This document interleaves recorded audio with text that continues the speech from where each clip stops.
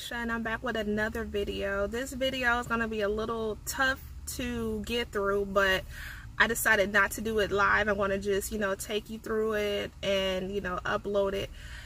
When I upload it today will be it will be 4 years since we lost our brother Philando Castille, and that sticks with me because I remember exactly what I was doing when it happened. But most importantly, he did not have to die. He did everything correctly, and he should still be here. And it was because of a race soldier posing as a police officer that, saw an easy way to, discharge their firearm and take a life and find a way to articulate it to make it a justified shooting, which it absolutely wasn't. I remember exactly what I was doing when I saw that video of his last breaths and his girlfriend in the vehicle, just speaking out for what just happened, document what happened. And, I was in Hawaii at that time, and in Hawaii, you can't really have a firearm on you unless you're actively going to the range and back home, or you just purchased a firearm and come back home. But it was a big worry on my mind because I knew when I got back to the mainland, I was going to apply for a concealed carry permit as soon as I got back. The stance that I'm taking is to encourage people to become hard targets. Take your self-defense, your personal defense, seriously. And one of those things is obtaining a concealed carry license, or some people do open carry. It just depends on your state and your jurisdiction. I highly encourage you to research that. I don't have all the answers. I can help you find it, but do not take anything in this video as, face value and, something to run with, okay? It's for you to do your research and do your own due diligence and, your very own discretion. Right now, I'm actually in my car. I am wearing my Tieesha holster with my Glock, and I have it this way for open carry because I had to, take a picture as I was, getting ready for this video. I probably wouldn't wear it this way, but I have every right to. I have my concealed carry permit to do open carry and concealed carry here in Georgia. Now, I'm going to explain to you my perspective on why our brother Philando Castile should still be here, and I hope while I'm doing that I can also provide you with some advice on me.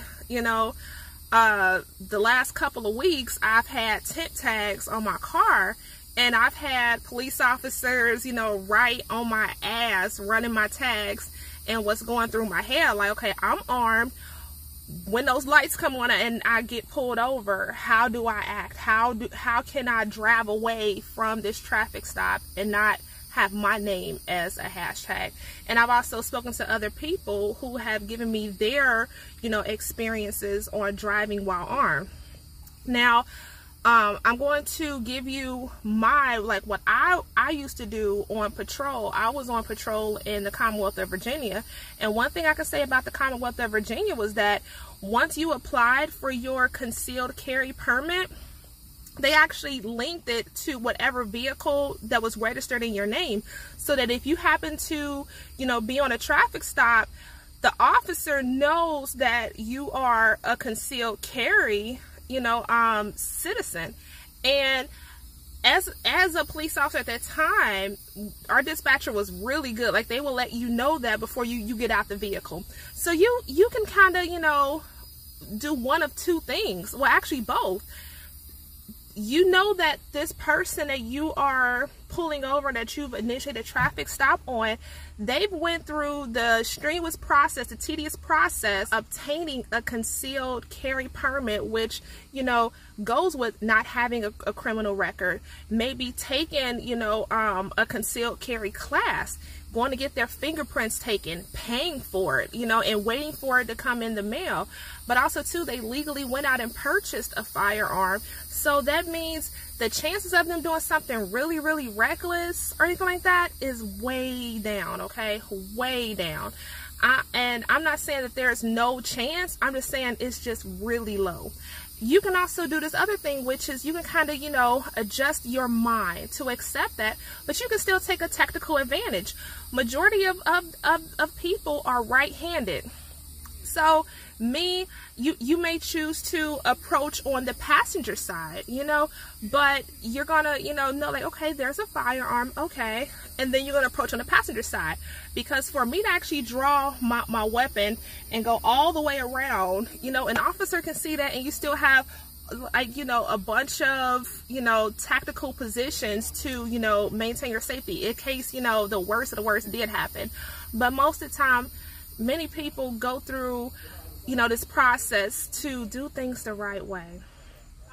Another thing is, you know, as stated, the dispatcher has already let me know if the tags are valid, let me know if the driver is valid, let me also know that the driver comes back no wanted warrants, and also they have a concealed carry permit, or it came up on my computer in my car. So therefore, you know, whatever the traffic violation was, all I gotta do is just verify that the registered owner is the driver. That's all I need. I don't need you to reach for anything. Insurance, it's petty. Insurance is a petty reason to, you know, have somebody reaching around looking for it. The only time when I would be worried that someone doesn't have insurance is if they came back suspended, or, you know, if it came up with a warning on, you know, DMV that said SR22 required. That's the only time I'm going to worry about it. Or if they're in an accident, because you have to exchange that information between the drivers. You don't need to have the driver of the vehicle reach for stuff. You can verify who they are, you know, so it was absolutely no point to have this monster who, you know, who was named Officer Yanez, do all this extra stuff, because you can just tell his speech, he didn't know what to do. He was already scared getting out his police car. So I don't know who in their right mind gave him a firearm and a badge and told him to go out and you know, protect and serve, which, you know, made no sense. But as a driver, you know, there are responsibility, okay? Our responsibility. A driver is going to do whatever you tell them to do. They're nervous, you know. You want to make it as calm of an interaction as possible. You don't want to heighten it up for no reason. I wasn't pulled over, but I was in a traffic accident. I was a police officer. I was in my personal car, and I had an accident. And I had two guns on me. I had 2 guns in the car. So I knew that the police were coming. I just got outside the car. I had no purse. I had no nothing. I left my license and everything on my dashboard. I got out the car.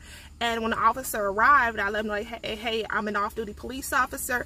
I have my credentials, my license, my insurance, and registration on the dashboard. And be advised, I do have my 2 firearms in there. I have none on my person. He was like, okay, cool. And he just went, and I let him go and get in my car and get the information, because you had to take pictures of my car anyway for the accident report. At times when I would do a traffic stop, I would know who was armed or who was a police officer not, because what would happen was the driver would have all the windows rolled down, but they would, you know, put their hands outside the window. And as I approached the vehicle, I knew kind of what that meant. It was like a universal sign, like, hey, I'm like, hey, are you armed, you know? And most of the time it was firefighters that, like, yeah, you know, I have a firearm on me, I'm a firefighter. I highly encourage you to let me know if you've been pulled over while armed. How did that interaction go? What advice would you have? Put that in the comments. However, I'm just going to let you know, like, kind of what I expect that's going to happen with this current climate and things like that. First off is, you know, I'm expecting me, you know, in this personal passenger car to be more level-headed than some police officers. I'm going to let you know.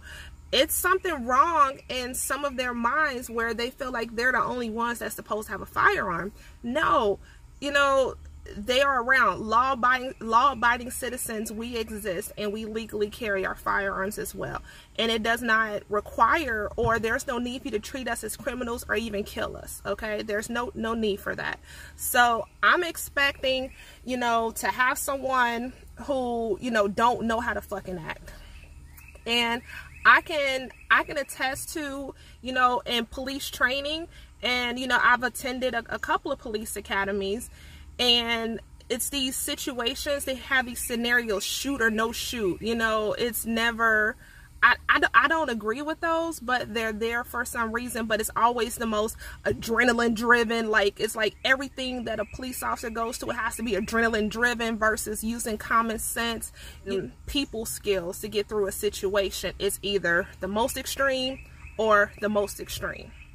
Okay, so I'm expecting them to think everything is automatically go for your gun versus use the most important thing you have, which is your mouth. Okay, talk yourself out of a situation.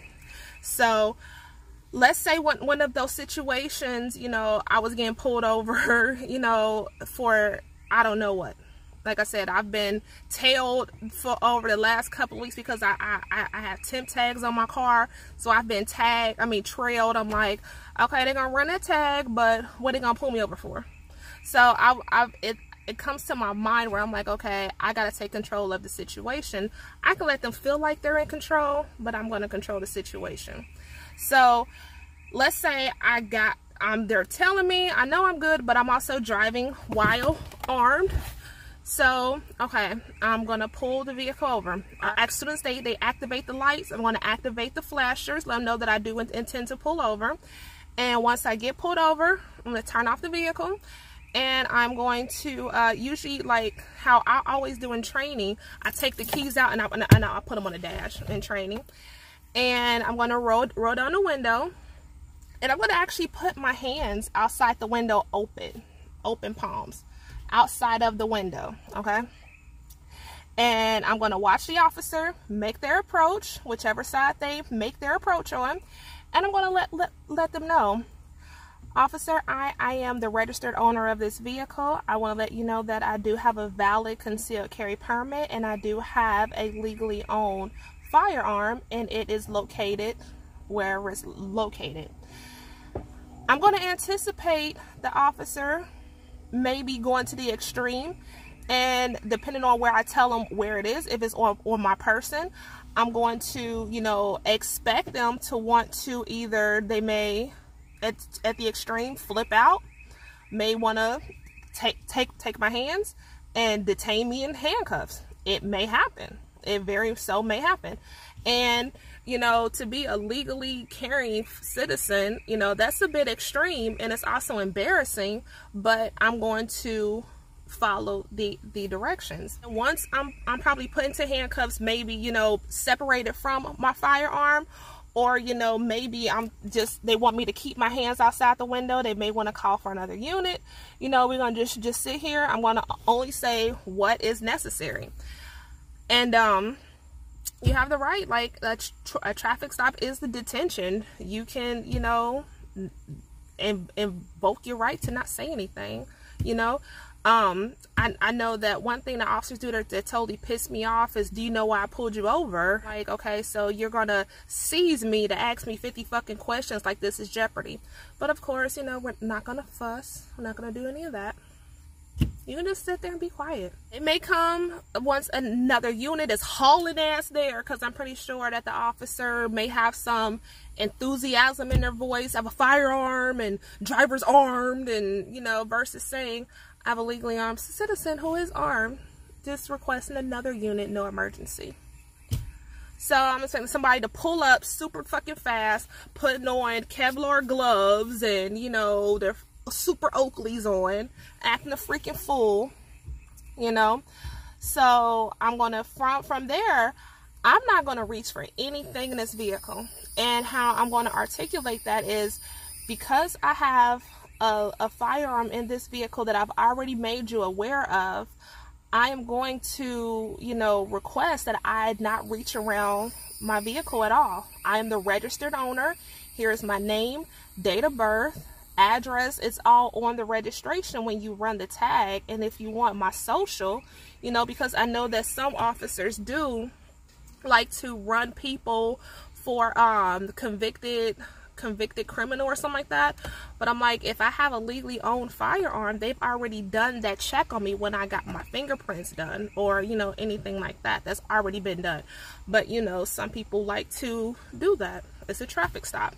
just not going to reach around. If I'm asked if my firearm may not be on my person, if I'm asked to step out the vehicle, I'm gonna make sure that I do it by open up the door from the outside, stepping out, and I'm gonna, you know, always keep my hands in view, you know, not make any, you know, overt movements or nothing like that. And then once I'm clear to return to my vehicle, they may even ask to go into my vehicle, you know. I'm just saying the extremes, okay? They may even go into my vehicle, get my firearm, you know, unload it. They may run the serial numbers on it. That may happen, okay? I'm just at a point where I know that training is not up to par, and I know that there are a lot of officers who do rogue stuff.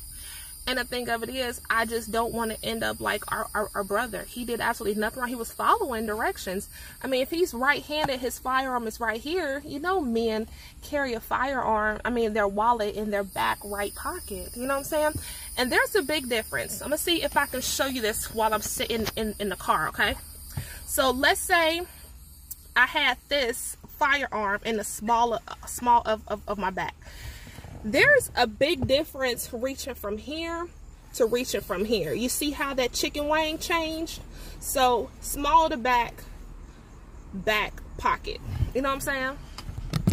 That's just a little bit of common sense, but also, you know, some training as well that teaches you what to look for, you know. Also pay attention to what your state or your local jurisdiction, you know, requires for you to travel with a firearm in your vehicle, you know. And sometimes when I would do a traffic stop, and those who did not have a concealed carry permit, they would have like the firearm, you know, up in this cabin area, and maybe the ammunition is in the trunk.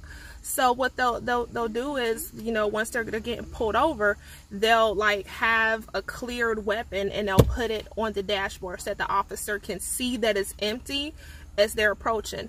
Now, at the times that has happened, I would, depending on, you know, how many people are in the car, you know, things like that, you know, I would just request another unit non-emergency because, you know, hey, the driver, you know, has a firearm on the dashboard. But for them to let me know that it's right there, okay, you can just adjust your personality. Like, one thing that officers have to realize, and you know, that they're not the only ones with firearms. You know, legally, there are legally armed citizens. Yes, there are some people who should not have firearms, and some of the race soldiers that are on the police departments are some. But they're legally armed citizens. Not everyone is a criminal. Not everyone is out to take your life. And I know that this is, you know, what people are like, well, you know, my trust issues and all this other stuff. Yeah, that's just not it. So to recap really quick before I move on to something else, let's say I'm getting pulled over at this moment. I am going to, you know, hit the flashers, go ahead and pull over, roll all my windows down. I do have my registration and insurance up here in the visor. However, I'm not going to reach around the car because, you know, I'm going to expect the person that's getting out of that vehicle as a race soldier that's looking for any excuse to take my life. So I'm going to do whatever I need to do to drive away from this situation. So I'm going to immediately put my hands out of the window. Like I said, this is just a tough video to make. I may be rambling, but I want to eliminate your fear and help you to eliminate any discouragement you may have as far as, you know, having a firearm. I mean, while armed, I want to get rid of any fears. And I wish this was a time and place where we didn't have to have conversations like this. You go to driving improvement or driver's ed, no one teaches you how to respond on a traffic stop. So many people, this is their first time getting pulled over. Maybe, you know, our children, you know, younger people are to go through these scenarios, you know, to get ourselves in that mindset on how to react. As I was saying, you know, with being on a traffic stop or with having interactions with the police, I want to, you know, be in control. I want to be in control of inviting them into my presence. I want to be in control of my emotions. I want to be in control of, you know, how I respond to their actions. And a few of the red flags that kind of, you know, make me uneasy when it comes to the race soldiers who pose as police officers is one would be, as I was stating, you know, when a backup officer comes and the situation is calm, but then this backup officer comes, it kind of excites everything, you know, I pay attention to that. So you see somebody like skirt pull up and they got the Oakleys on and it's like, oh, dark 30 at night, and they putting on Kevlar gloves and stuff, and it's like, okay, they're looking for any reason to, you know, be extra. Another one is when you see race soldiers posing as police officers and they're like super military geared up, but you can't tell if they're patrolling a neighborhood here in America or standing post overseas. You know, it's like if you see them with all this external crap on and, you know, stuff like that, I think twice about them. Also, when you see certain tattoos, one thing that I'm seeing often, and it really irks my nerve, and it puts me on high alert, is when I see these Punisher tattoos or these Punisher patches on police uniforms and stuff. There was a police department, I believe in Kentucky, that got some backlash for putting the Punisher on their patrol cars, you know, so I want you to be aware of that as well. The overly buff, like steroided up officers, those, speaking from experience working around them, their diet consists of energy drinks,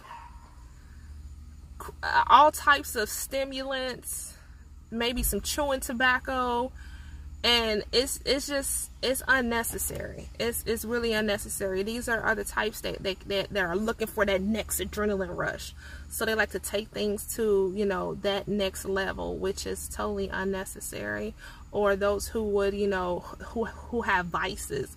You know, I've seen officers on traffic stops, you know, smoking cigarettes and stuff. I'm like, wow, you can't control your nicotine, you know, until you get a break or something. They're just sitting there smoking.